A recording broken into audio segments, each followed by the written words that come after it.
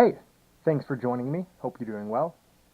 As I've been trying to emphasize in my videos, what we've been experiencing is nothing more than a projection system of consciousness funneling outwards from the center so we can resolve our collective dualistic condition.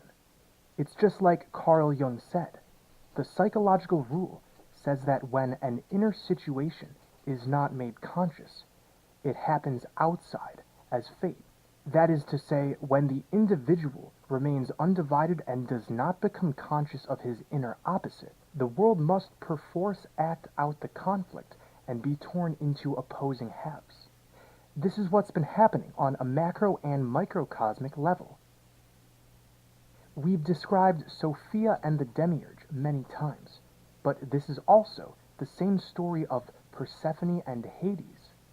This is yet another story explaining what happened to the living souls, to the children of the Black Sun. Persephone, the sweet daughter of goddess Demeter, was kidnapped by Hades and eventually became the queen of the underworld. Persephone ate the seeds of a pomegranate that Hades had given to her, binding her to live a third of the year in Hades. We are Persephone. We plunged into our self-made underworld, Hades, which, as I described in my video, Flat Earth Matrix, The Land of the Dead, is indeed the realm we're in, but it's a self-created one. The stars, again, are the gears behind the scenes which sit underneath the firmament. They are on the circuit of the ergosphere and orchestrate this dance of consciousness we're in. The stars existing below the firmament are in your mind, and the word firmament reveals this, containing ment, coming from the Latin mente, meaning mind. It's all in our mind. In Norse cosmology, the cosmic world tree Yggdrasil is supported by 3 roots. The third root extends to heaven, and beneath it is the very holy Well of Urd. The Norse heaven is called Asgard. There, a beautiful hall stands under the ash tree near the Well of Urd. The water of this well is described as so holy that anyone who enters it will become as white as the membrane called the skin that lies round the inside of the eggshell. In a recent video, we talked about the first book of Adam and Eve and the living waters the scripture reveals. These are the purifying living waters of the Holy Grail at the center. For an in-depth review of the Holy Grail allegories, check out episode 3 of The Greatest Secret. The Bible contains this same prophecy, speaking of the return to these living waters. And I quote, "The Lamb at the center of the throne will be their shepherd. He will lead them to springs of living water, and God will wipe away every tear from their eyes." These passages are describing the 144,000 it mentions before. Once we realize this is not the state we want to remain in, we can spill our blood over our divine intent, proclaiming our intent to bring forth a golden age, where the 144,000 will travel back to Asgard, to the Well of Urd, where we will bathe in the living waters and drink from the Holy Grail. Blood is our inner spirit, coursing throughout our body. It's not merely a physical substance, it constitutes the breath of life on all spiritual levels.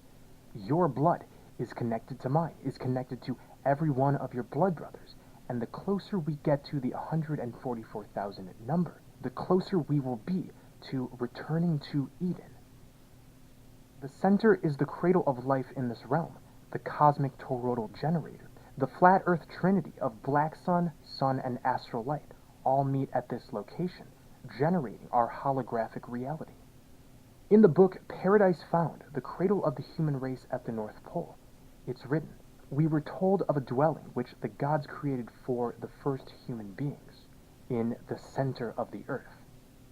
We, quote, left our etheric bodies and materialized dense physical ones when we dreamt up this simulation, and ever since we have been on a sort of spiritual loop, experiencing the shadows of our collective innermost until we can remember the center once again. This is Ultima Thule." And I quote Peter Moon's book, The Black Sun. Ultima Thule is identified as the Teutonic Garden of Eden, It also parallels the story of Babylon, where mankind lost its connection to the Godhead.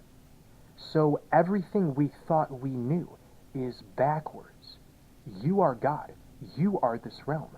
To separate anything into religions, dogmas, anything propelled by fear, it all becomes irrelevant once the state of duality is abolished and the black and white sun fuse together. We are the 144,000 of the 12 tribes of Israel who were supposedly lost.